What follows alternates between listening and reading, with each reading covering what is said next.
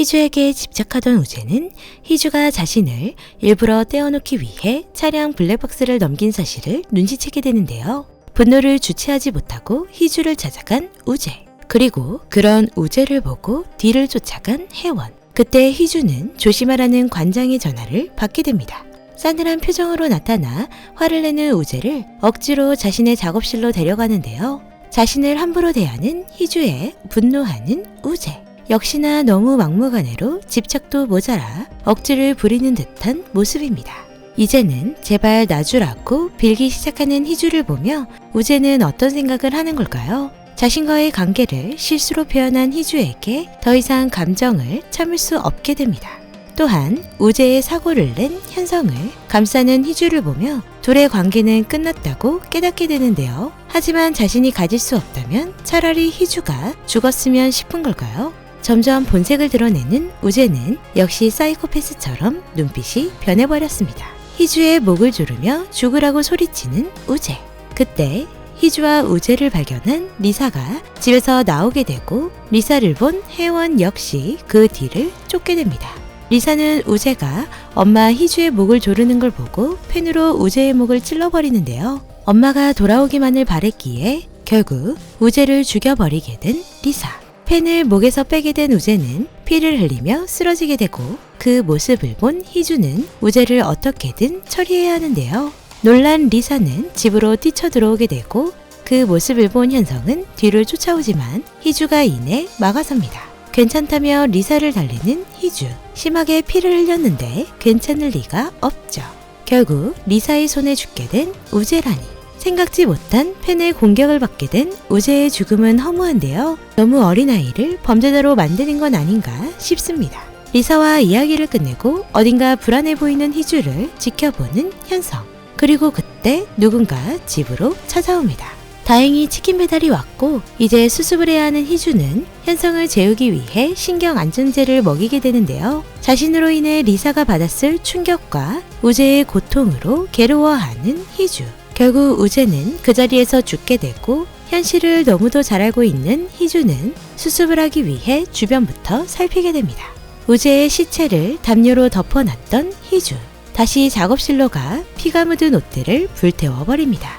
그리고 바닥까지 말끔하게 치우던 희주는 시체를 넣고 차로 달리다 우재의 환청에 시달리게 되는데요. 이제는 무섭기까지 한 우재의 집착. 희주와 마찬가지로 자신이 우재를 찔렀다는 충격에 고통받고 있는 리사. 리사와 희주 둘 다 극복해낼 수 있게 될까요? 희주는 딸을 위해서 그리고 자신의 인생을 위해서 우재의 시체를 저수지 깊은 곳에 유기하게 됩니다. 그렇게 밤사이 모든 수습을 해버린 희주. 자신이 먹인 약을 먹고 잠이 든 현성을 바라보는 희주는 드디어 자신의 가족을 지켰다고 생각하는 걸까요? 제대로 잠을 못 잤을 리사는 엄마의 작업실을 확인하기 위해 내려갑니다. 마치 아무 일도 없었던 것처럼 말끔한 작업실. 리사는 어딘가 어리둥절한데요. 정말 죽지 않았냐는 리사의 질문에 쉽게 죽지 않는다며 걱정 말라고 안심시키는 희주. 딸은 안심시켰지만 자신의 마음은 진정 못하고 있습니다. 수습을 위해 우재의 모든 짐을 챙기는 희주를 뒤에서 부르는 혜원. 모든 걸 알고 있는 듯한 얼굴의 혜원인데요. 열심히 거짓말을 하는 희주에게 우재를 죽인 것을 안다고 말하게 됩니다. 리사의 지심을 알게 된 혜원에게 제발 비밀로 해달라며 자신이 숨어버리겠다고 말하는 희주. 자신이 무너지는 것을 지켜보라며 마음껏 비웃는 대신 제발 딸 리사만은 모르는 척 해달라고 부탁하는데요. 희주의 부탁에 그렇게 해주겠다는 혜원. 희주는 이제 현성의 곁을 떠날 준비를 하게 되는 걸까요? 깨끗하게 작업실을 청소하는 희주. 그런 희주를 따뜻하게 안아주는 현성을 보며 눈물을 흘리게 되는데요. 지난 자신의 잘못을 후회라도 하는 걸까요? 모든 것이 이렇게 될 것이라는 걸 희주는 몰랐던 걸까요? 주변을 서서히 정리하는 희주. 호수의 교육과 자신의 성공을 의미하던 그림 작업까지 모두 끝내게 됩니다. 그리고 현성과 첫 데이트 때 먹었던 음식을 먹으며 데이트하는 희주는 그동안의 고마움을 표현하게 되는데요. 현성은 그런 희주가 그저 다시 자신의 옆자리로 돌아온 것이라 생각할까요? 한편 정연 역시도 자신의 잘못을 깨닫고 직접 사과는 하지 못한 채 빨간 장미꽃을 상호의 가게에 두고 나오게 됩니다.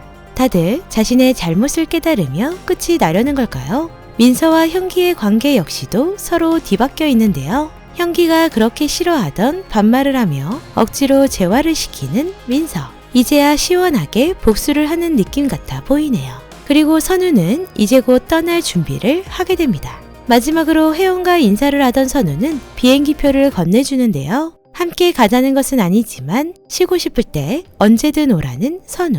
이 정도면 고백 같은데 그냥 따라가서 자신의 인생을 사는 게 좋지 않을까 싶네요. 잘못을 시작한 사람들은 하나둘 행복에서 멀어지기 위해 떠나며 끝이 나는 드라마 너를 닮은 사람. 모든 죄에 대한 벌을 받고 새롭게 시작하는 것이 좋다고 말하는 상호. 혜원은 상호의 조언에 본인의 인생도 새롭게 시작하려고 노력할까요? 혜원을 찾아온 희주. 희주는 하루의 시간을 달라고 말합니다. 희주에게 임신을 했었던 과거를 털어놓는 혜원. 비상강의 내피셜대로 희주와 우재로 인해 유산을 했었던 혜원 같네요. 그런 혜원에게 과거 혜원이 얼마나 반짝이던 사람이었는지, 그리고 자신이 많이 부러워했던 사실을 말해주는 희주입니다. 희주의 말에 혜원은 조금이라도 새롭게 시작할 수 있는 용기를 내게 될까요? 다음날 모든 걸 정리하고 떠나게 된 희주. 희주는 우재와의 관계도 모두 밝히고 사라졌는데요. 화가 난 현성은 우재를 찾아왔습니다.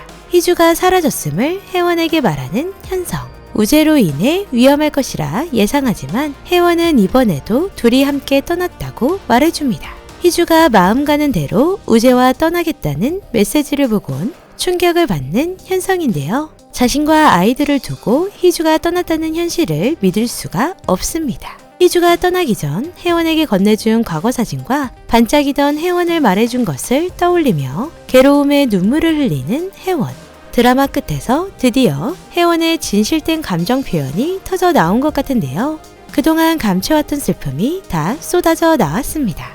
그리고 역시나 제대로 된 감정을 표현해내는 현성의 모습도 나왔습니다. 희주에게 이젠 분노만 남았을 것 같은데요. 끊어지려던 자신과 희주의 관계를 어떻게든 붙잡고 이어붙이려 했던 현성인지라 그 슬픔이 더 배가 된 듯 보입니다.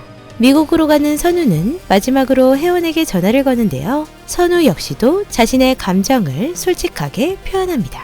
혜원에게 기다린다 말을 하는 선우. 그런 선우에게 자신을 보고 가라는 혜원. 선우에게 가려던 혜원을 칼로 찔러버린 주영의 아빠 일성. 혜원 때문에 딸을 빼앗기고 모든 걸 잃게 된 일성은 이렇게 복수해버렸습니다.